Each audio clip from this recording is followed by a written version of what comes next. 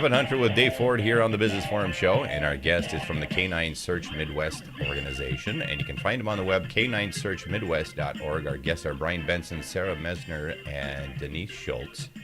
And we've been visiting about some of the things to do with search missions involving dogs, and one of the things that I wanted to point out and make sure that our listeners knew is that this is entirely a volunteer organization. Yes. Go ahead, Denise.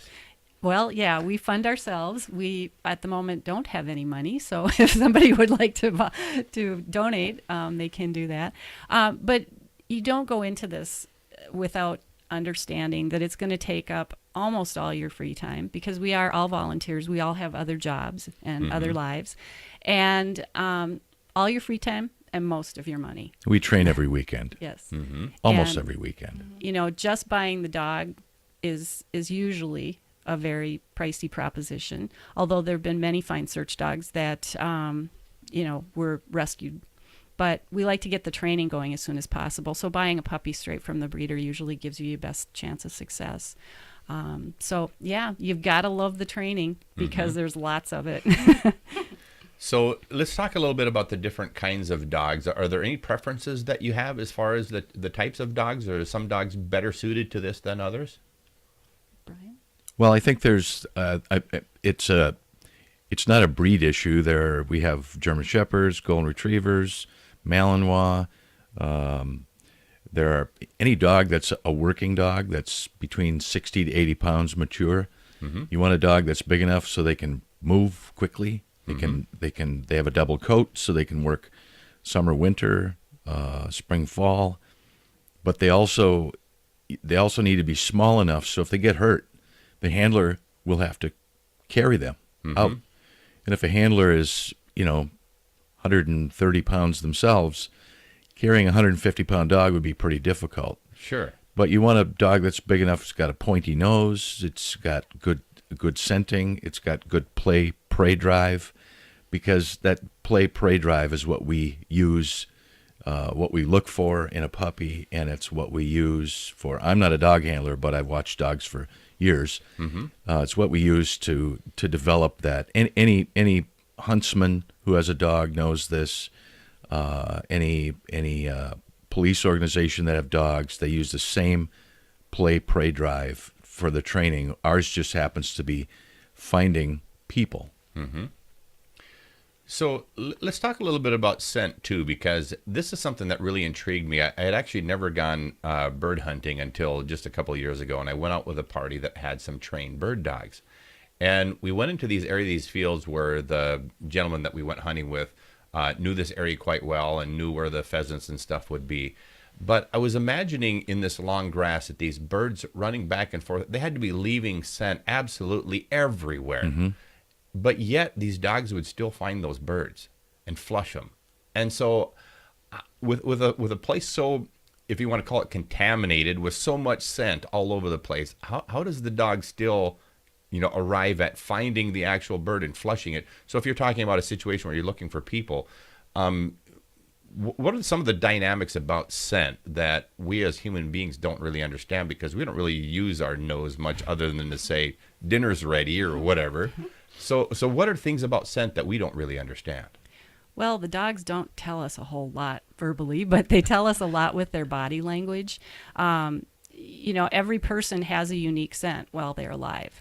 And so that's why we train our dogs to work scent specifics, because on a search, oftentimes we're brought in later. We'd rather be brought in right away.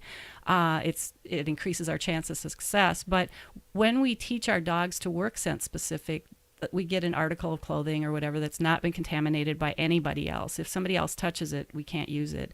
And that we start using that scent article in training, like for Sarah's puppy Nico, right away, because they start to recognize that.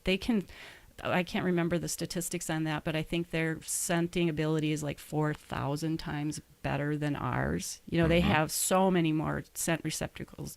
So, but it teaches them what they're looking for. But they also can work general. They can go out and, like I was talking about before, look for more than one person. But scent behaves differently in different terrain too, like you were talking about with the birds. That's one of our challenges as a handler and a field technician, to learn how scent behaves outside in the different wind conditions, different temperature. All of that affects how scent behaves. And we have to have a pretty good understanding of that in order to guide our dogs to the right place.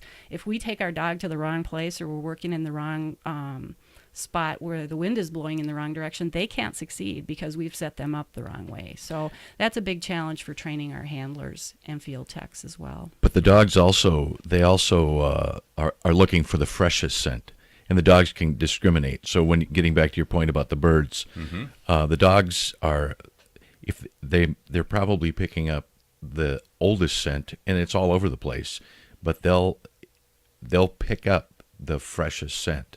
And it's the same with humans. If you have a trailing dog, and a good trailing dog will follow a trail, and it might start back trailing, but then it realizes that the scent is getting fainter. So then it'll turn around and go back the other way, because then the scent is stronger, because it's the freshest scent. That's interesting. So it knows the direction too, based on how fit. Yeah. Interesting. Yeah, I would have never, Dave. I had no idea. Yeah, I mean, you always wonder how the dogs are able to do that, because you see it sometimes on TV and you hear about the dogs finding them and everything, but not being a dog, not having that sensory perception, you have no idea how that does that. Well, that brings one point to mind too. If you would like to come out to training, contact us through our website. And for the general public as well, we always welcome people to come out and observe and help us with it, because we do like to have fresh people for our dogs to find too. Fresh meat. There you go. Fresh meat. Yeah. I'd even be willing to be one of the people hiding out in the field. That's what we do. That's what we fresh do. Meat. We'd love to have you come out, because it is good for the dogs. We hide for each other's dogs. We help each other train. But if my dog has to find Sarah every time, that's not good training. We need new people. Need fresh It's meat. fun though. It's more fun than you think. Even in the wintertime, however, if you come out in January, February in Minnesota, then you might want to be geared up for sitting out when it's 8 below zero for I can a just bit. about guarantee you I'm not doing that one. Just about guarantee you. If you were on an island in the Caribbean, then maybe. Not happening here. So, hey, I got to tell you a really quick story, and perhaps you can elaborate on this as far as like some of the training that you've learned dealing with your dogs. But years ago, I had a Samoyed pup, and I decided I was going to train him to track. And of course, I didn't know anything about it. But I at least knew some basics. I was smart enough to at least look some of this stuff up. So I went to a library, did a little bit of research. I go out to the football field, and I put up 2 flags, and I walk back and forth on this track. And I had done this in maybe less organized fashion before, but my dog seemed to understand that I wanted him to follow the scent.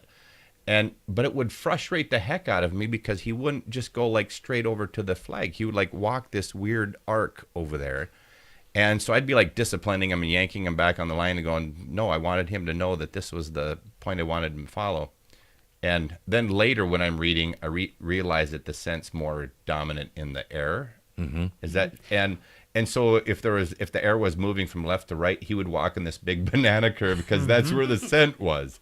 Yeah. Talk about that a little bit. Well, you have to. A good example of that would be if somebody was laying a trail for a dog on a city sidewalk, and the wind is blowing from east to west, and on the western side there's a field or some longer grass or something like that. The dog may not follow right on the sidewalk. It may do exactly what your dog did, which is to go to where the scent has settled. Another example would be, you'll often see search dogs running grass through their mouths. They look like they're eating grass or drinking water, and really they're just letting that stuff move through their mouth, and they're catching scent that way.